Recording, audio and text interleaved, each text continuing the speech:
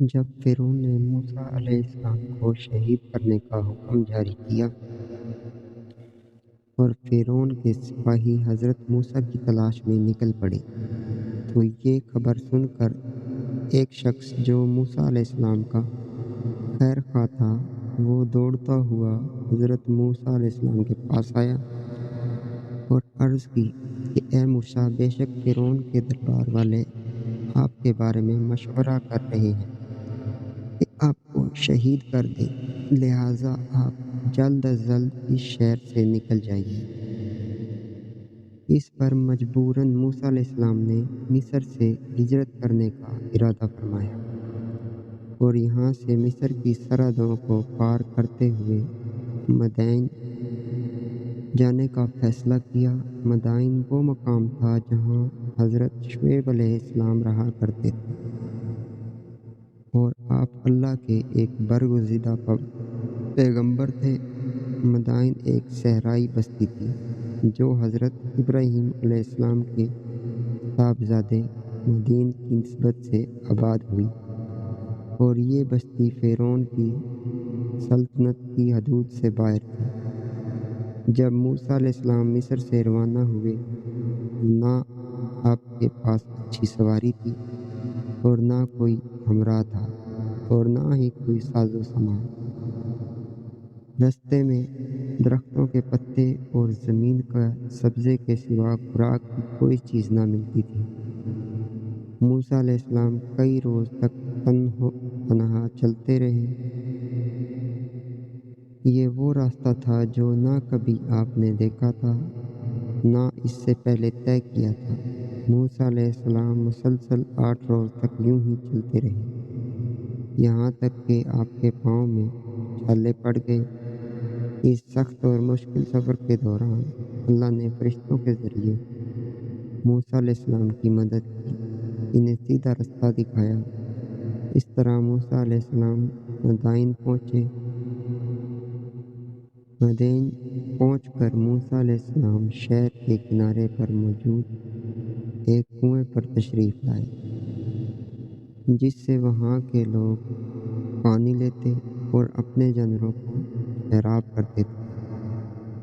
वहाँ आपने लोगों को एक गिरोह देखा कि वो अपने जानवरों को पानी पिला रहे हैं और इन लोगों से अलहदा दूसरी तरफ 2 औरतें भी हैं, जिन्होंने अपने जानवरों को इस इंतज़ार में रोके रखा है कि लोग पानी पिलाकर जाएं और कुआं खाली हो तो वो पानी पिला लें, क्योंकि कुएं को मजबूत और ताकतवर लोगों ने घेर रखा था और इसके हजूम में औरतों से मुमकिन ना था कि वो जानवरों को पानी पिला सकें। मूसा अलैहिस्सलाम को इन बाइफ़्त ख़वातीन की हालत पर रहम आया कि जो एक किनारे खड़ी थीं और कोई आदमी भी इनके साथ इंसाफ़ नहीं कर रहा था। चरावे सिर्फ़ अपनी भेड़ों की फ़िक्र में थे, किसी और को मौका नहीं देते थे। मज़लूमों को ज़ुल्म से बचाना हज़रत मूसा अलैहिस्सलाम की फ़ितरत थी, जिसकी वजह से इन्होंने फ़िरौन को और उसकी नेमतों को ठुकरा दिया था। मुल्क बदर हो गए थे, लिहाज़ा वो इस ज़ुल्म पर खामोश ना रह सके। हज़रत मूसा अलैहिस्सलाम आगे बढ़े और कुएं के करीब गए। आपने वहाँ मौजूद चराहों को पीछे धकेल दिया और कहा, तुम कैसे लोग हो, अपने सिवा किसी और की परवाह ही नहीं करते। इन चरवाहों ने मूसा अलैहिस्सलाम को गौर से देखा तो सहम गए। लिबास से मूसा अलैहिस्सलाम कोई सरदार लग रहे थे। जिस्मानी एतबार से भी आप काफ़ी मजबूत और लंबे चौड़े इंसान थे। लिहाजा चरवाहे खामोशी से पीछे हट गए और इन्होंने डोल हज़रत मूसा अलैहिस्सलाम को देते हुए कहा कि लीजिए, आप पानी खींच सकते हैं तो खींच लीजिए। इन्होंने मूसा अलैहिस्सलाम को तन्हा छोड़ दिया, لیکن موسیٰ علیہ السلام اس وقت اگرچہ تھکے ہوئے تھے اور انہیں بھوک لگ رہی تھی، مگر قوت ایمانی ان کی مددگار ہوئی، جس نے ان کی جسمانی طاقت میں اضافہ کر دیا، اور موسیٰ علیہ السلام نے اس ڈول کو اکیلے ہی کھینچ کر کنویں سے پانی نکالا، جسے 8 یا 10 لوگ مل کر کھینچ رہے تھے۔ موسیٰ علیہ السلام نے ان خواتین کو پانی دے دیا اور پیچھے ہٹ گئے۔ اس وقت دھوپ اور گرمی شدید تھی۔ حضرت موسیٰ علیہ السلام نے کئی روز سے کھانا بھی نہیں کھایا تھا۔ آپ تنہا اور اس بستی میں اجنبی تھے، اور سر چھپانے کے لیے بھی کوئی آسرا نہ تھا، اس لیے موسیٰ علیہ السلام تھکان سے چور ہو کر درخت کے سائے میں بیٹھ گئے۔ آپ نے بارگاہ خداوندی میں اس طرح دعا کی کہ اے میرے رب، میں اس کھانے کا جو تو نے میرے لیے اتارا محتاج ہوں۔ ادھر جب دونوں خواتین کنویں کے پانی کا استعمال کر چکی تو واپس اپنے گھر چلی گئیں۔ دراصل یہ دونوں خاتون حضرت شعیب علیہ السلام کی بیٹیاں تھیں۔ جب وہ عام دنوں کی نسبت گھر جلدی واپس آئیں تو ان کے والد حضرت شعیب علیہ السلام نے فرمایا، اے میری بیٹیوں، اس قدر جلدی واپس آ جانے کا کیا سبب ہے؟ انہوں نے عرض کیا کہ کنویں کے پاس ایک نیک مرد ملا تھا، اس نے ہم پر رحم کیا اور ہمارے جانوروں کو پانی پلانے کے لیے کنویں سے نکال کر دیا۔ جب حضرت شعیب علیہ السلام نے ان سے کہا کہ جاؤ اور اس نیک مرد کو میرے پاس بلا کر لاؤ، چنانچہ ان میں سے ایک لڑکی کپڑوں سے منہ ڈھانپتے ہوئے اور شرماتی ہوئی حضرت موسیٰ علیہ السلام کے پاس پہنچ گئی اور ان سے کہا کہ میرے والد آپ کو بلا رہے ہیں تاکہ آپ کو اس کام کی مزدوری دیں جو آج آپ نے ہمارے لیے کیا ہے۔ موسیٰ علیہ السلام پہلے تو اجرت لینے کے لیے راضی نہ ہوئے، لیکن جب انہیں پتہ چلا کہ وہ شخص اللہ کے پیغمبر شعیب علیہ السلام ہیں تو اس کی زیارت اور ملاقات کے لیے ارادے سے اس خاتون کے ساتھ چلنے کو تیار ہو گئے۔ موسیٰ علیہ السلام نے اس خاتون سے فرمایا کہ آپ میرے پیچھے رہ کر رستہ بتاتی جائیں، اور اس طرح آپ شعیب علیہ السلام کے مکان تک پہنچ گئے۔ حضرت موسیٰ کو دیکھ کر شعیب علیہ السلام نے آپ کا استقبال کیا اور اپنی بیٹیوں کو کھانا حاضر کرنے کو کہا۔ پھر شعیب علیہ السلام نے فرمایا کہ بیٹھیں اور ہمارے ساتھ کھانا کھائیے۔ حضرت موسیٰ علیہ السلام نے اس کی بات منظور نہ کی اور فرمایا کہ میں اللہ کی پناہ چاہتا ہوں۔ حضرت شعیب علیہ السلام نے کہا، کھانا نہ کھانے کی وجہ کیا ہے؟ اس پر حضرت موسیٰ علیہ السلام نے کہا، مجھے اس بات کا اندیشہ ہے کہ یہ کھانا میرے اس عمل کا بدل نہ ہو جائے جو میں نے آپ کے جانوروں کو پانی پلا کر انجام دیا ہے، اور میں نیک عمل پر بدلہ لینا قبول نہیں کرتا۔ شعیب علیہ السلام نے فرمایا، اے نوجوان، ایسا نہیں ہے، کھانا آپ کے عمل کے عوض میں نہیں ہوگا، بلکہ یہ میرے اور میرے خاندان کی عادت اور رواج ہے کہ ہم مہمان نوازی کیا کرتے ہیں اور مسافروں کو کھانا کھلاتے ہیں۔ یہ سن کر موسیٰ علیہ السلام وہاں بیٹھ گئے اور آپ نے کھانا تناول فرمایا۔ اس کے بعد موسیٰ علیہ السلام نے حضرت شعیب علیہ السلام سے مصر کی احوال، فرعون کے ساتھ گزرے وقت اور اپنی پیدائش سے لے کر فرعون آپ کی جان کا دشمن بن جانے کے متعلق تمام حالات بیان کیے۔ حضرت شعیب علیہ السلام نے فرمایا کہ اب آپ کو فرعون اور فرعونیوں سے ڈرنے کی ضرورت نہیں ہے۔ اب آپ ظالموں سے نجات پا چکے، کیونکہ مدین میں فرعون کی حکومت و سلطنت نہیں ہے۔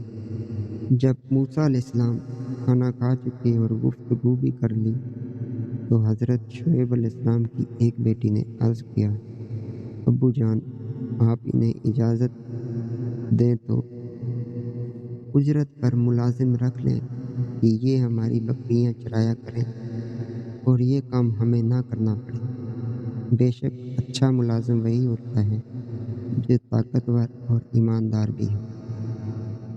حضرت شعیب علیہ السلام نے اپنی صاحبزادی سے کہا، تمہیں ان کی قوت اور ایمانداری کا علم کیسے ہوا؟